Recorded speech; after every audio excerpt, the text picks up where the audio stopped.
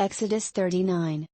From the blue, purple and scarlet yarn they made woven garments for ministering in the sanctuary. They also made sacred garments for Aaron, as the Lord commanded Moses. They made the ephod of gold, and of blue, purple and scarlet yarn, and of finely twisted linen. They hammered out thin sheets of gold and cut strands to be worked into the blue, purple and scarlet yarn and fine linen, the work of a skilled craftsman. They made shoulder pieces for the ephod, which were attached to two of its corners, so it could be fastened. Its skillfully woven waistband was like it of one piece with the ephod and made with gold, and with blue, purple and scarlet yarn, and with finely twisted linen, as the Lord commanded Moses. They mounted the onyx stones in gold filigree settings and engraved them like a seal with the names of the sons of Israel. Then they fastened them on the shoulder pieces of the ephod as memorial stones for the sons of Israel, as the Lord commanded Moses. They fashioned the breastpiece, the work of a skilled craftsman. They made it like the ephod, of gold, and of blue, purple and scarlet yarn, and of finely twisted linen. It was square, a span long and a span wide, and folded double. Then they mounted 4 rows of precious stones on it. In the first row there was a ruby, a topaz and a beryl. In the second row a turquoise, a sapphire and an emerald. In the third row a jacinth, an agate and an amethyst. In the fourth row a chrysolite, an onyx and a jasper. They were mounted in gold filigree settings. There were 12 stones, one for each of the names of the sons of Israel, each engraved like a seal with the name of one of the 12 tribes. For the breastpiece they made braided chains of pure gold, like a rope. They made 2 gold filigree settings and 2 gold rings, and fastened the rings to 2 of the corners of the breastpiece. They fastened the 2 gold chains to the rings at the corners of the breastpiece, and the other ends of the chains to the 2 settings, attaching them to the shoulder pieces of the ephod at the front. They made 2 gold rings and attached them to the other 2 corners of the breastpiece on the inside edge next to the ephod. Then they made 2 more gold rings and attached them to the bottom of the shoulder pieces on the front of the ephod, close to the seam just above the waistband of the ephod.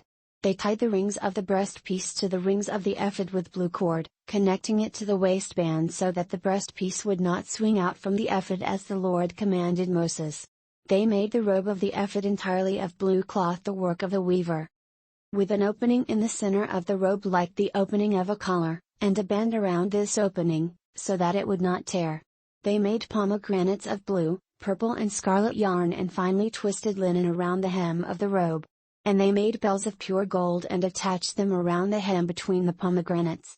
The bells and pomegranates alternated around the hem of the robe to be worn for ministering, as the Lord commanded Moses. For Aaron and his sons, they made tunics of fine linen, the work of a weaver, and the turban of fine linen, the linen headbands and the undergarments of finely twisted linen. The sash was of finely twisted linen and blue, purple and scarlet yarn, the work of an embroiderer, as the Lord commanded Moses. They made the plate, the sacred diadem, out of pure gold and engraved on it, like an inscription on a seal, "Holy to the Lord." Then they fastened a blue cord to it to attach it to the turban, as the Lord commanded Moses. So all the work on the tabernacle, the tent of meeting, was completed. The Israelites did everything just as the Lord commanded Moses. Then they brought the tabernacle to Moses, the tent and all its furnishings, its clasps, frames, crossbars, posts and bases, the covering of ram skins dyed red, the covering of hides of sea cows and the shielding curtain, the ark of the testimony with its poles and the atonement cover, the table with all its articles and the bread of the presence, the pure gold lampstand with its row of lamps and all its accessories, and the oil for the light, the gold altar, the anointing oil, the fragrant incense, and the curtain for the entrance to the tent, the bronze altar with its bronze grating, its poles and all its utensils, the basin with its stand, the curtains of the courtyard with its posts and bases, and the curtain for the entrance to the courtyard, the ropes and tent pegs for the courtyard, all the furnishings for the tabernacle, the tent of meeting, and the woven garments worn for ministering in the sanctuary, both the sacred garments for Aaron the priest and the garments for his sons when serving as priests. The Israelites had done all the work just as the Lord had commanded Moses. Moses inspected the work and saw that they had done it just as the Lord had commanded. So Moses blessed them. Exodus 40. Then the Lord said to Moses, Set up the tabernacle, the tent of meeting, on the first day of the first month. Place the ark of the testimony in it and shield the ark with the curtain. Bring in the table and set out what belongs on it. Then bring in the lampstand and set up its lamps. Place the gold altar of incense in front of the ark of the testimony and put the curtain at the entrance to the tabernacle. Place the altar of burnt offering in front of the entrance to the tabernacle, the tent of meeting.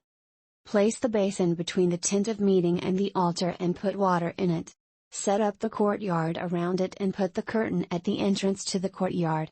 Take the anointing oil and anoint the tabernacle and everything in it, consecrate it and all its furnishings, and it will be holy.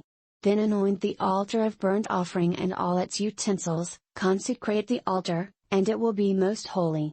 Anoint the basin and its stand and consecrate them.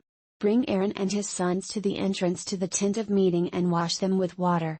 Then dress Aaron in the sacred garments, anoint him and consecrate him so he may serve me as priest. Bring his sons and dress them in tunics. Anoint them just as you anointed their father, so they may serve me as priests. Their anointing will be to a priesthood that will continue for all generations to come. Moses did everything just as the Lord commanded him. So the tabernacle was set up on the first day of the first month in the second year.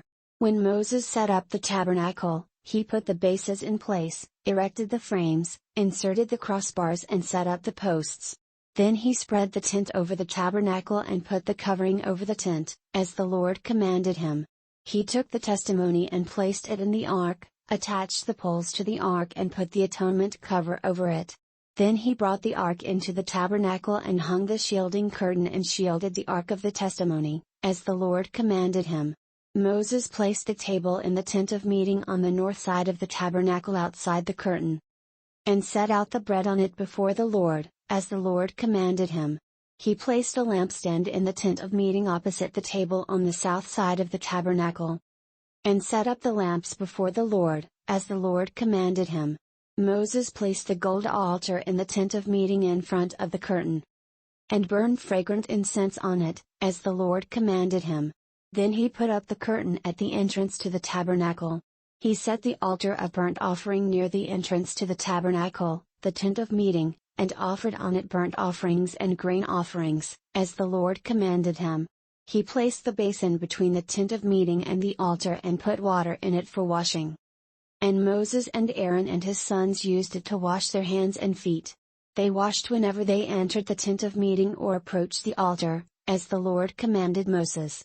Then Moses set up the courtyard around the tabernacle and altar and put up the curtain at the entrance to the courtyard. And so Moses finished the work. Then a cloud covered the tent of meeting, and the glory of the Lord filled the tabernacle. Moses could not enter the tent of meeting because the cloud had settled upon it, and the glory of the Lord filled the tabernacle. In all the travels of the Israelites, whenever the cloud lifted from above the tabernacle, they would set out. But if the cloud did not lift, they did not set out until the day it lifted.